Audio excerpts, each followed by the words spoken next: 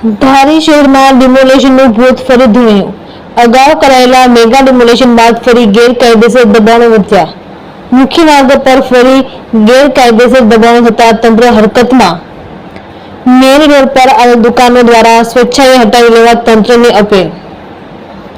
મોટી સંખ્યામાં પોલીસ કાફલો અને મામલતદારે ફૂટ માર્ચ યોજી. ગેરકાયદેસર દબાણો નહીં હટે તો ફરી મેગા ડિમોલેશનની તંત્ર દ્વારા તૈયારીઓ. રિપોર્ટર સંજય વાળા, ધારી. તાલુકા વહીવટી તંત્ર, મામલતદાર કચેરી, પોલીસ સ્ટાફ, એએસપી સાહેબ, પીઆઈ સાહેબ ધારી, પ્રાંત સાહેબ તેમજ ટીડીઓ સાહેબ અને અન્ય તાલુકાના તમામ સ્ટાફ દ્વારા તાલુકા ધારી ગ્રામ પંચાયત વિસ્તારમાં જે કોઈ પણ અનધિકૃત દબાણો આવેલા છે એ લોકોને દબાણ દૂર કરવા માટે અત્રેથી જણાવવામાં આવે છે. તો સર સીએમ સાહેબ આવી રહ્યા છે એના માટે છે કે કાયમી ધોરણે? ના, રેગ્યુલર જે દબાણ તો હતા જ તે પહેલેથી, અને આની પહેલાં પણ નોટિસ આપેલી છે. અગાઉ પણ 3-4 વાર રિક્ષાઓ ફેરવવામાં આવેલી છે.